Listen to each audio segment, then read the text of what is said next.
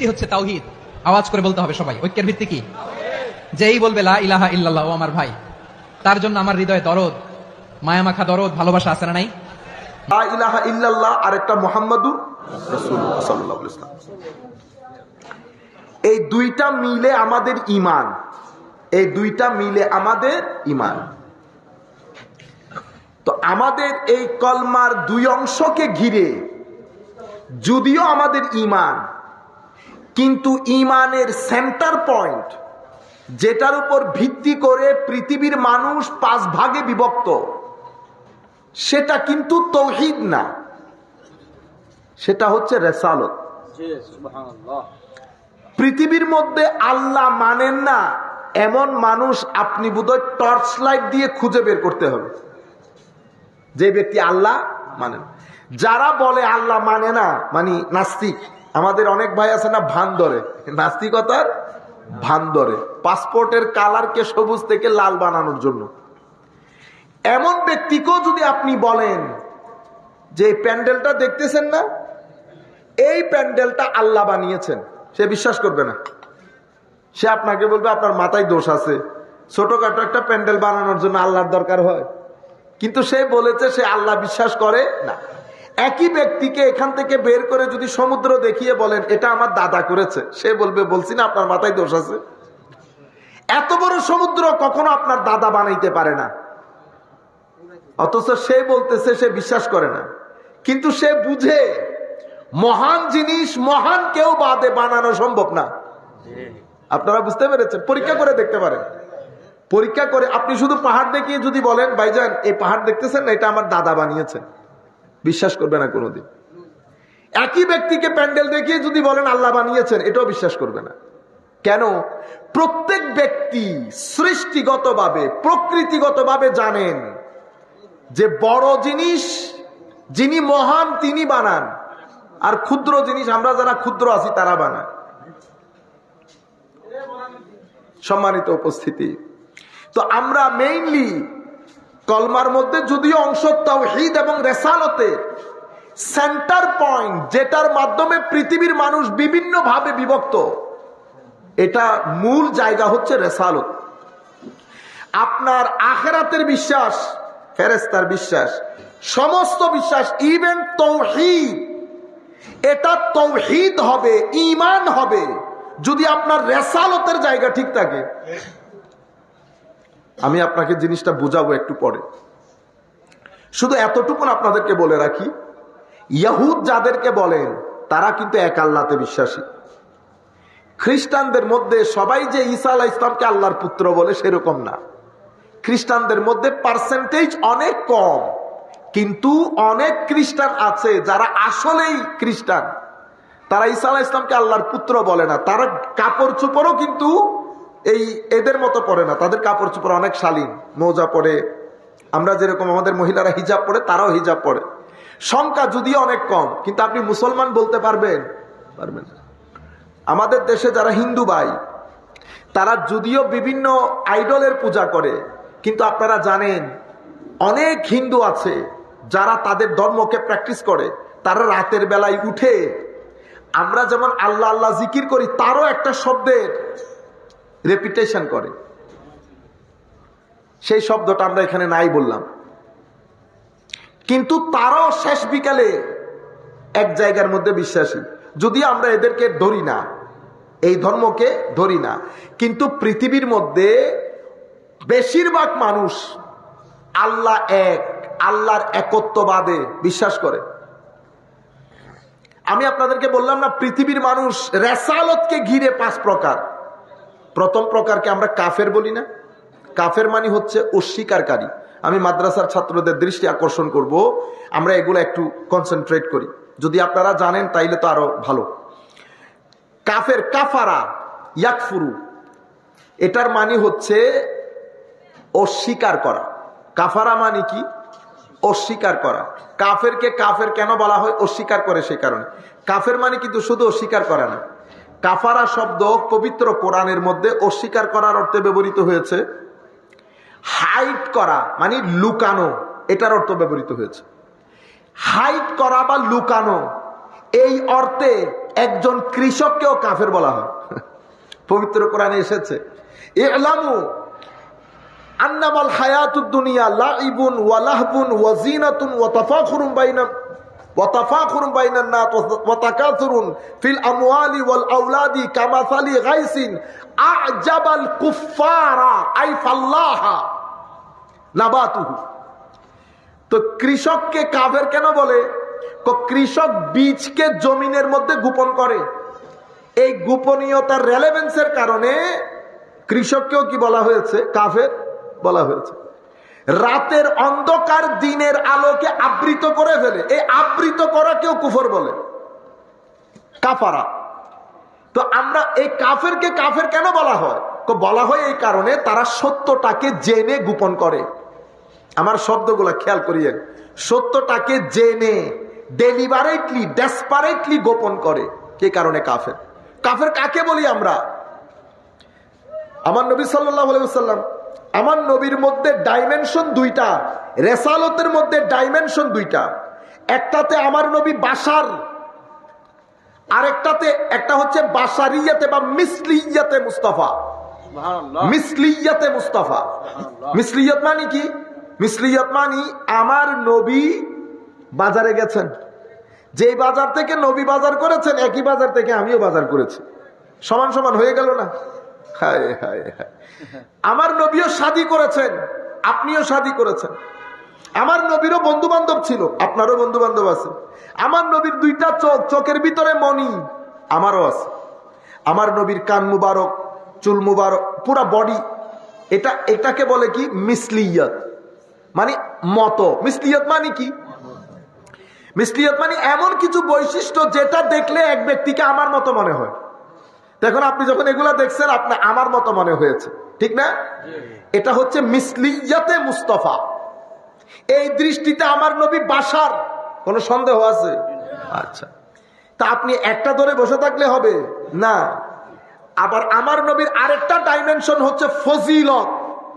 ফজিলত মানে কতটুকুন ফজিলত।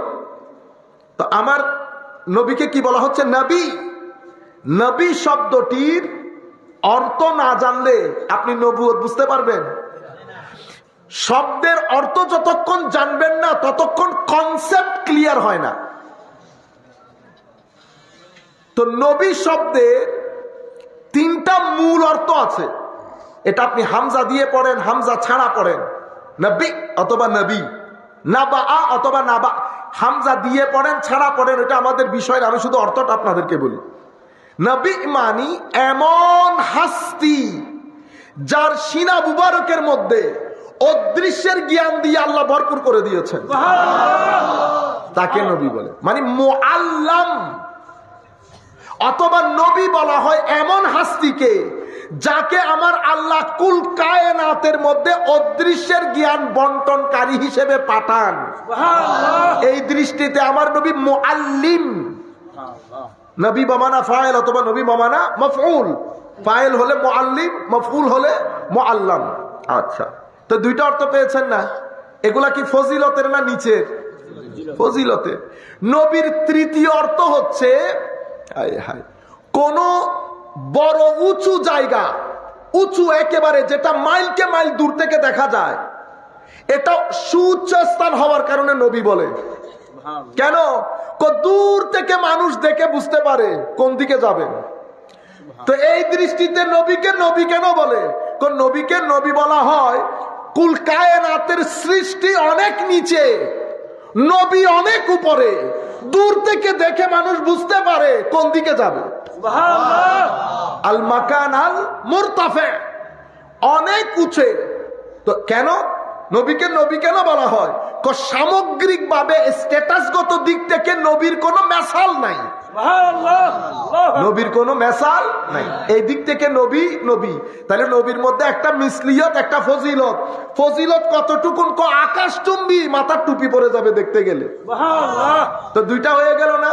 তো একটা মিসলিয়ত, একটা ফজিলত। তো আপনি দেখছেন চোখ, সেই জন্য মিসলিয়ত। কিন্তু আপনি যখন ফজিলতে দেখবেন, তো আমার নবী বলতেছে আমি সামনে যেমনে দেখি পিছনেও, শুধু সামনে পিছনে বাদ দাও, তোমার ভিতরে আল্লাহর ভীতি কতটুকুন আছে সেটাও আমি দেখি।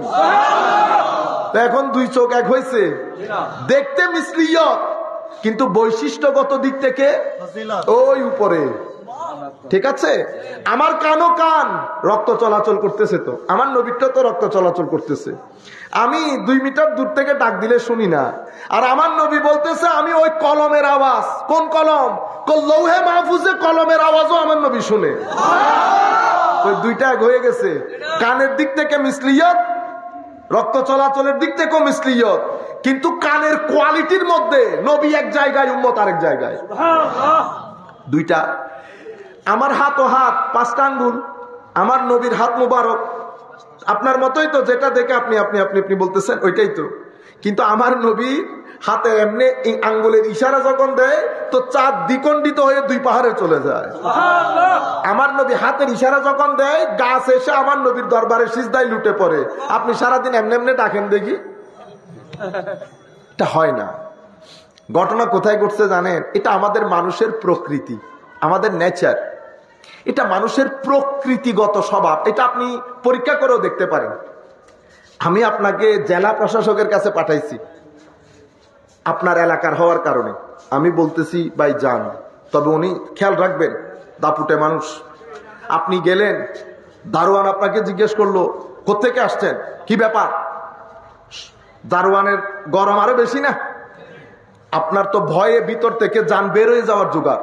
দাঁড়ান, এমনি এমনি কি কি দিয়ে কুঁত কুঁত করে ইয়াটিয়া করে না, চেকমেক করছে করে, ও এখানে বসেন। যখন 2-3 ধাক্কা দিয়ে বলছে ওখানে বসেন, 2 ঘন্টা বসে আছেন। জিজ্ঞেস করতে গেছে, জিজ্ঞেস করেনও নাই, বসতে বলছি না, নাহলে বেরিয়ে যান। ভয় পেয়ে গেছেন না? আচ্ছা, এরপরে গেছেন, ঘন্টা 5-6 ঘন্টা পরে আসছেন উনি। হ্যাঁ বলেন, কি কারণে আসছেন? আমি আপনার এলাকার। তো আমার এলাকার হয়েছে, আমি কি করব? বসেন ওই কোনার মধ্যে, তাড়াতাড়ি বলেন কি কারণে এসছেন। জবানে কথা বেরোচ্ছে আর নার্ভাস হয়ে গেছেন না? হ্যাঁ, আচ্ছা ঠিক আছে, দেখবো কালকের পর থেকে আর কখন এখানে আসিয়েন না। ঠিক আছে, বের হয়েছেন। আমি জিজ্ঞেস করতেছি ভাইজান কেমন দেখলেন? ওহ, আপনি যেরকম বলছেন সেরকম। ওয়াও, কি রূপ দবদবা দেখছেন। এরপরে আমি আপনাকে 10 দিন পরে মন্ত্রীর কাছে পাঠাইছি। তো মন্ত্রী গেটম্যানকে বলে দিছে কেউ যদি আমার এলাকার লোক আসে তাকে সম্মান করবা, বসাবা, চা খাওয়াবা, খবরদার যেন অপেক্ষা করতে না হয়। এই বিষয়গুলো মনোযোগ দিয়ে খেয়াল করবেন, তাইলে আমার মতো তোমার মতো এটা ক্লিয়ার হয়ে যাবে। খবরদার যেন সে কোনোভাবে বিচলিত না হয়, তার সময় যেন লস না হয়, খেয়াল রাখবা। উনি দারোয়ান আপনাকে 10 বার সালাম দিচ্ছে, ভাই কি খাবেন, ভাই কোনো অসুবিধা, ভাই এখানে বসেন, ফ্যান ছেড়ে দিচ্ছে, ভাই গরম লাগতেছে, এসি ছেড়ে দিচ্ছে। এরপরে 2 মিনিটও হয় নাই, ডাক পড়ছে। মন্ত্রী আপনাকে ঘর থেকে বাসায় বসাইছে, সুফায়, কি খাবেন, কেমন আছেন, মুখ শুকনো লাগতেছে কেন? কোনো অসুবিধা নাই, কোনো সমস্যা, আল্লাহ যদি সহায়তা করে সমাধান হয়ে যাবে, কোনো অসুবিধা নেই। আগে কি খাবেন বলেন, ঠান্ডা গরম, মানে যেভাবে আতিথেয়তা দরকার আপনাকে করেছে। যাওয়ার সময় আপনার হাতে টাকাও দিয়েছে, কোলাকুলিও করেছে, করে বলতেছে আমার কোনো ভুল ত্রুটি হয় নাই তো, আমার ভুল ত্রুটি হইলে আমি ক্ষমা চাচ্ছি, আল্লাহ যদি তৌফিক দান করে ভবিষ্যতে দেখা হবে। দারোয়ানকে বলতেছে ওনাকে একটা রিক্সা ঠিক করে দেন, আপনি আসছেন বাইরে, ভাইজান কেমন দেখলেন? কোনা, উনি তো একেবারে সাধারণ মাটির মানুষ, তো একেবারে আমাদের মতো মানুষ। আপনারা বুঝছেন? বেরিয়ে কি বলতে, ওইটা আমাদের মতো একেবারে মাটির সাধারণ মানুষ। উনার মধ্যে তো ওই মন্ত্রী ফন্ত্রিত্বর কোনো রূপ নাই, রূপ তো আগেরটার মধ্যে ছিল যেটা বসতে দেয় নাই। ও ভাই, এটা ইমামুল মুরসালিন নবী, এটা ইমামুল মুরসালিন। আমার আল্লাহ বাদে কেউ ছিল না, নবীকে বানিয়েছেন আল্লাহ। কেমন ভাবে বানিয়েছেন? একজন ব্যক্তিকে আপনি 4 ডাইমেনশন দিয়ে চিনতে পারবেন, আকওয়াল, আফআল, আখলাক, আহওয়াল। ব্যক্তির কথা, ব্যক্তির কর্ম, ব্যক্তির চরিত্র, ব্যক্তির ভিতরের সৌন্দর্য। তো এই 4 গেট, যেই কোনো গেট দিয়ে আপনি ঢুকবেন, আপনি এই গেটে ঢুকে আপনি আমার নবীর ব্যাপারে মুহাম্মদ প্রশংসা প্রশংসা না করে পারবেন না। সেই আন্দাজে আমি আমার নবীকে বানিয়েছি। নামও আমার আল্লাহ ঠিক করছেন, আপনি ঠিক করছেন। মুহাম্মদ প্রশংসিত, যার প্রশংসা বারবার করা হয়। মওলা একবার করলে করলাম, দুইবার করলে করলাম, কিন্তু বারবার কেন? বারবার হচ্ছে যখনই চোখ তোলে দেখবে প্রশংসা করতে বাধ্য হবে। আমি নবীকে এভাবে বানিয়েছি, এমন নবী যাকে মুসা আলাইহিস সালামও ইমাম মানে, ঈসাও যাকে ইমাম মানে, কুল কায়নাতের আম্বিয়া যাকে ইমাম মানে, যার ঘরের দরজায় জিবরিল আমিন ওহী নিয়ে এসে বসে থাকে, যার ঘরের দরজায় এসে পারমিশন চাই, হুজুর আসতে পারি, হুজুর আসতে পারি। কুল কায়নাত চাই আমার আল্লাহকে রাজি করতে, আমার আল্লাহ চাই আমার হাবিবকে রাজি করতে। বলেন নাই আল্লাহ ওয়ালা সাউফা ইউতিকা রাব্বুকা ফাতারদা, বলেন নাই আমার আল্লাহ হাবিব আমি কি আপনার সিনা খুলে দেই নাই? মুসা বলছে আল্লাহ আমার সিনা খুলে দাও, রব্বি ইশরাহ লি সাদরি, আল্লাহ আমার সিনা খুলে দাও। মুসার মতো পয়গম্বর বলে সিনা খুলে দাও, আর আল্লাহ আমার নবীকে বলে আমি কি আপনার সিনা খুলে দেই নাই? সুবহানাল্লাহ। এমন নবী যখন আপনাকে পেয়েছে তা আপনার গায়ে হাত রেখেছে, হাত রেখে আপনাকে ভাই ডাকছে, কি অসুবিধা? ঘরে বসাইছে। আমার নবীর ওই পাওয়ার দেখাই নাই আপনাকে, আমার নবীর ওই পাওয়ার আপনাকে দেখাই নাই। আমার নবী যে ইমামুল মুরসালিন, আমার নবী যে আরশি নবী, আমার নবী যে নূরানী নবী, আমার নবীর জীবনের বেশিরভাগ আমার নবী যে কুরবতে ইলাহির নূরের মধ্যে কাটিয়েছেন, আমার নবী এখানে আপনাকে বুঝতেও দেয় নাই, বুঝতেও দেয় নাই। বাচ্চাদের সাথে বসে খেলতেছেন আমার নবী, তো আপনি পাশের সময় যাওয়ার সময় বলতেছেন আমার মতো নবী, কেউ ছোট ভাই কেউ বড় ভাই, তো আমার নবী হায় হায় হায় এত এলম আল্লাহ সিনার ভিতরে দিয়ে দিলেন। আল্লাহ নিজে বলতেছেন ও আল্লাহ মাকা মা লাম তাকুন তা'লাম, যা জানতেন না। কি কি জানতেন না আমি আপনাকে বলতেছি, ভাইজান ইয়া লিস্ট বানান, কি কি জানেন না। ধরেন আপনি আমাকে বলেছেন কি কি জানি না, তো আমরা লিস্ট কিভাবে করব? আমি নবমণ্ডল, ভূমণ্ডল, আসমান, জমিন, গ্রহ, নক্ষত্র, মাটির ভিতরে, আসমানের উপরে, সমুদ্রের ভিতরে, পাহাড়ের, আমি কিছুই জানি না। তো সব লিস্ট করা হয়েছে না? আমার আল্লাহ বলছেন ও আল্লাহ মাকা মা লাম তাকুন তা'লাম, যা জানতেন না, লিস্ট ক্লিয়ার। আমার আল্লাহ এবার বলছেন জানিয়ে দিলাম। সুবহানাল্লাহ। তো জানিয়ে না দিলে তো নবী হয় না, নবীর জন্য জানতে হয়। সুবহানাল্লাহ। নবীর জন্য জানা, না জানলে তো নবী হতে পারবে না। একটা তো জানিয়ে দেওয়া, আর একটা হচ্ছে জানানোর পরে গড় প্রথমে তো একটা লাগান না, ওই যে ওই গড়ের আস্তর করে না, কি বলে এটা, সিমেন্ট দিয়ে প্লাস্টার করে না, তো প্লাস্টার করার পরে কি আপনি রং লাগানো শুরু করেন, মিস্ত্রিরা এটারে গোঁসতে গোঁসতে গোঁসতে গোঁসতে পাগল করে দেয় না? হ্যাঁ, তো আমার আল্লাহ আল্লাহ মাকাম আলাম তাকুন তা'লাম এতটুকুতে স্টপ করে নাই। ওয়া কানা ফাদলুল্লাহি আলাইকা আযীমা, হাবিব আপনার উপর আল্লাহর দয়া অনুগ্রহের কোনো মেসাল নাই। আপনি এক মেসালের মধ্যে এসে আটকে গেছেন। আপনারা, আমি জাস্ট বলতেছি ফজিলতের বিষয়টা বোঝার জন্য। তো আমার নবী যখন আপনার কাঁধে হাত রাখছে, যদি এমনি এমনি করতো তো আপনি বলতেন ও এটা তো কাছে যাওয়া যায় না। যেহেতু আমার নবী একেবারে সাধারণের মতো মিশছেন, তো আপনি বাইরে এসে বলতেছেন সাধারণ। আপনারা বুঝতে পারছেন মেন্টালিটি? কাফের কাকে বলে? কাফের ফজিলতের দিকে তাকায় নাই, মিসলিয়তের মধ্যে আটকাই গেছে, আমার মতো তোমার মতো আমার মতো। তো কোরআন কি বলে? ক্বালু মা আনতুম ইল্লা বাশারাম মিসলা মা নারাকুম ইল্লা বাশারা, আপনি তো আমাদের মতো মানুষ, আপনি কেমনে নবী হবেন? কাফেররা কি বলতো? আপনি তো আমাদের মতো মানুষ। তো ওরা ওই মানুষের ভিতরে আটকাই গেছে, নবীর যে আরেকটা পার্ট আছে ফজিলত, ওইটা দেখে নাই চোখে। ওদেরকে আমরা কি বলি? কাফের। আমাদের এখানে আরেক দল আছে মুশরিক, যারা কি করে মওলার সাথে অন্য একজনকে শরীক করে। এরা কারা? এরা আমার নবীর সামনে দাঁড়িয়ে ও মিসলিয়তকে আর দেখে নাই, ফজিলত দেখে বলতেছে এটা আল্লাহ বাদে কারো পক্ষে করা সম্ভব না। আমার নবীর মিসলিয়ত ভুলে গেছে, মিসলিয়ত ভুলে গেছে। কাফের মিসলিয়তের উপর, মুশরিক ফজিলতের উপর। কাফের ফজিলত ছেড়ে দিয়েছে, মুশরিক মিসলিয়ত ছেড়ে দিয়েছে। মুশরিকরা কি বলে? ইহুদিরা কি বলতো? উজাইর ইবনুল্লাহ, উজাইর 100 বছর পরে জীবিত হয়ে আসছে। দেখে বলতেছে ও এটা তো আল্লাহর পুত্র ছাড়া হওয়া সম্ভব না। এই 100 বছর পরে জীবিত হয়ে আসলে আল্লাহর পুত্র, আমার নবীর এত মজেজা দেখে আই কোথা আল্লাহ জানে কোন পুত্র বানাইতো। আপনারা বুঝতে পেরেছেন? খ্রিস্টানরা হযরত ঈসা আলাইহিস সালামের 3টা মজেজা দেখে বলছে আল্লাহর পুত্র। তো শিরিক কারা মুশরিক? যারা নবীদের ফজিলতের উপর কনসেন্ট্রেট করতে গিয়ে মিসলিয়তকে ভুলে যায়, তাদেরকে আমরা কি বলি? মুশরিক। তৃতীয় নম্বর হচ্ছে এই পাশেও না এই পাশেও না, কখনো ফজিলতের দিকে দৌড় দেয়, আবার আপনি যদি ওখানে যান ধরতে কোন মিসলিয়তের দিকে দৌড় মারে। লা ইলাহা হাউলা ওয়ালা ইলাহা হাউলা মুযাবযাবিনা বাইনা যালিক, এই দুইটার মাঝখানে দুলা চলে থাকে, এদেরকে আমরা কি বলি? মুনাফিক। 4 নাম্বার হচ্ছে মুহেন, মুদাহেন, গুস্তাখ, বেয়াদব। এরা কারা?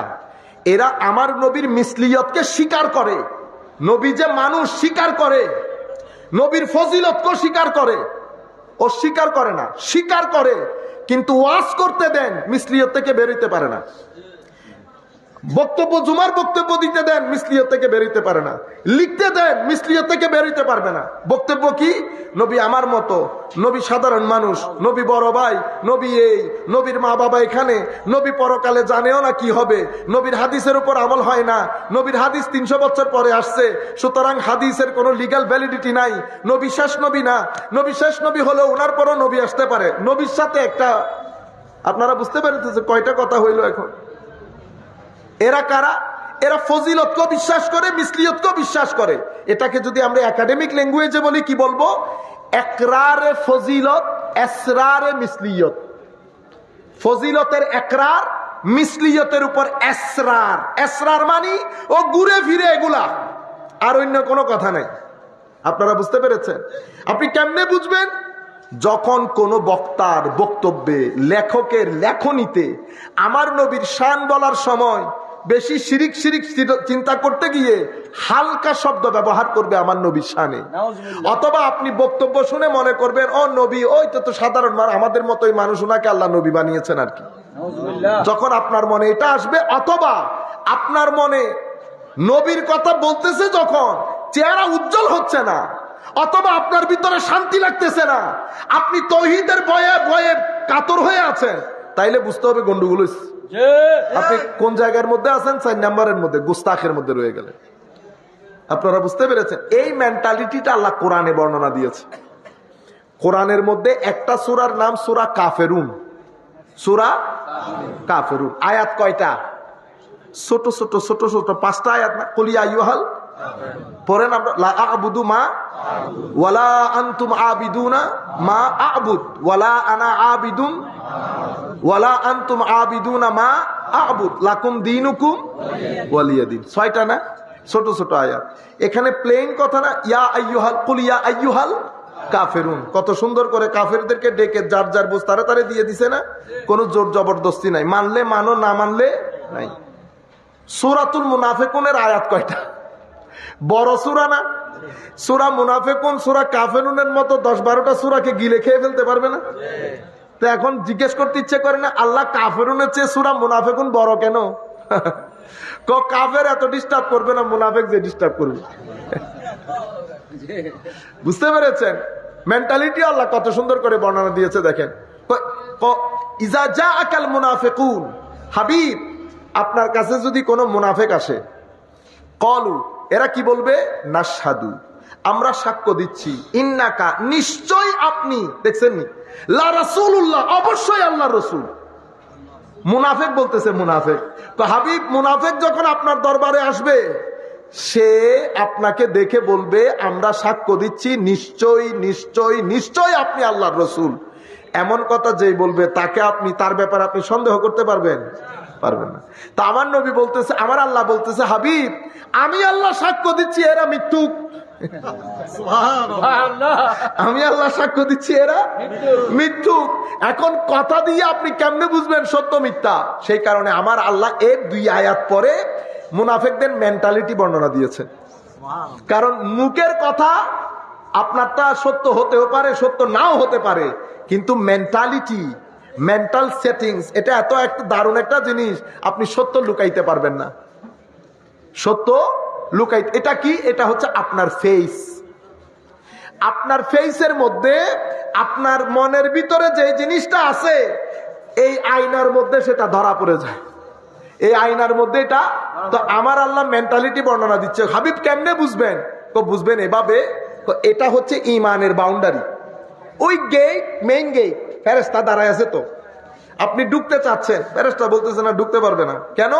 এখানে ঢুকতে হলে একটা সাক্ষী দিতে হয়। কি সাক্ষী? আশহাদু আল্লা ইলাহা ইল্লাল্লাহ ওয়া আশহাদু আন্না মুহাম্মাদান আবদুহু ওয়া রাসূলুহু। এখন লাইন ধরছে, এটা লাইনের মধ্যে মুনাফিকও আছে, মুমিনের সাথে মুনাফিকও আছে। দলে দলে সাহাবায়ে কেরাম ঢুকতেছে তো কলমা পড়ে পড়ে। এখন ঢুকার পরে এই জায়গার মধ্যে আমাদের ফারুক আজম দাঁড়ানো, আরেক কোনায় সিদ্দিক আকবর দাঁড়ানো। সবাই বলতেছে আসো, ইমানের বাউন্ডারিতে যারা ঢুকতেছো আসো, ঘরের মধ্যে আমার নবী বসা, আমার নবীর সাথে দেখা করে যাও। তো মুমিনকে যখন এই কথা বলা হবে, ওনারা হাত পা সব একসাথে করে দৌড় দেবে না নবীর সাথে দেখা করার জন্য? আরে মুমিনরা, নবী তো অনেক দূরের কথা, আলেমের সাথে দেখা করার জন্য লাইন ধরে বেহুশ হয়ে পড়ে যায় না কেন? এটা ইমানের ইন্ডিকেশন। ইমান আছে, ইমান আছে। সবাই তো দৌড়াচ্ছে, পিছনে মুনাফিক একটা আসছে। তো এখন সাহাবী বলতেছে না আসেন, এখানে ঘরের মধ্যে নবী আছে।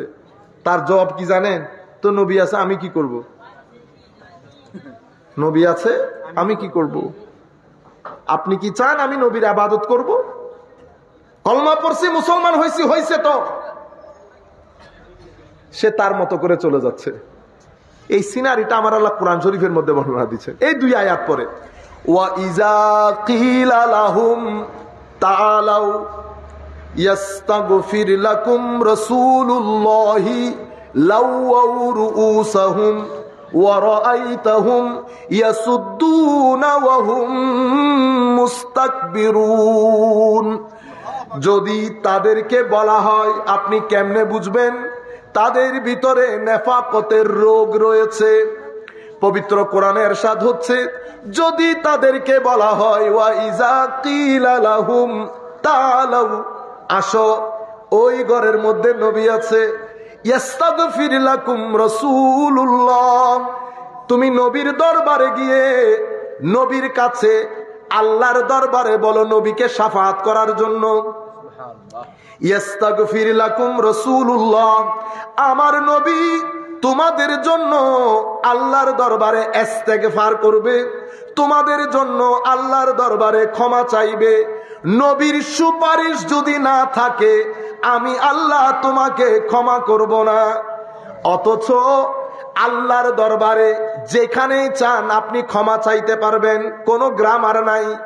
যেই প্রান্তে, যেই সাগরে, যেই জমিনে, যেই খাটে, যেই রাস্তায়, যেখানেই, গাছের উপর, আপনি যদি ভিতর থেকে আল্লাহকে ডাক দেন, আমার আল্লাহ 10 বার আপনার দিকে তাকায়, 10 বার আপনার দিকে তাকায়। আল্লাহর দরবারে ক্ষমা চাইলে আমার আল্লাহ ক্ষমা করে দেন, কিন্তু মুনাফিককে আল্লাহ ক্ষমা করেন না। কেন? মুনাফিক আমার নবীর সাথে দুশ্মনী রাখে, সেই কারণে মুনাফিককে আমার আল্লাহ আল্লাহর দরবারে না টেনে রসুলের দরবারে পাঠায়। তোমরা আগে আমার নবীর দরবারে যাও, ইস্তাগফির লাকুম রাসূলুল্লাহ, তোমাদের জন্য আমার নবী সুপারিশ করতে হবে। তখন আপনি দেখবেন এই মুনাফিকরা তারা এখানে ঢুকবে, কোরআনও দাবে, কিন্তু আপনি নবীর দরবারে আসতে চাইবে না। আপনি নবীর দরবারে আসতে চাইবে না। আপনার দরবারে আসতে বললে আপনি দেখবেন মুনাফিকরা যোজন যোজন দূরে আপনার দরবার থেকে। এই আয়াতে বলছে লাউয়াউ রুউসাহুম, তারা মাথা ঝাঁকুনি দিয়ে বলবে আমরা কেন নবীর দরবারে যাব। আপনারা বুঝতে পেরেছেন? মেন্টালিটিটা বুঝতে পেরেছেন? এখন এটা তো তখনকার যুগে বলেছে। আমার আল্লাহ আবার আমাকে আপনাকে তওবারও একটা নিয়ম শিখিয়েছে। কি? ওয়ালাউ আন্নাহুম ইযলামু আনফুসাহুম জাউক, যদি জুলুম হয়ে যায়, অপরাধ হয়ে যায়, যাদের টাকা পয়সা আছে, আমার নবী যখন দুনিয়ার হায়াতে ছিলেন মানুষ আমার নবীর দরবারে আসতো, যেই কোনো ধরনের পাপ করে আমার নবীর দরবারে চলে আসতো। সাহাবায়ে কেরামের খিদা লাগলেও নবীর দরবারে, উট কাজ করে না নবীর দরবারে, কোনো অসুবিধা নবীর দরবারে, মন খারাপ নবীর দরবারে, ঘরের মধ্যে খাদ্য নাই নবীর দরবারে, এমনি এমনি এসে হলো সাহাবায়ে কেরাম আমার নবীর কাছে বসা থাকতো, ভালো লাগে না। এক সাহাবী হঠাৎ করে দৌড় দিয়ে আসলেন আমার নবীর দরবারে বসা।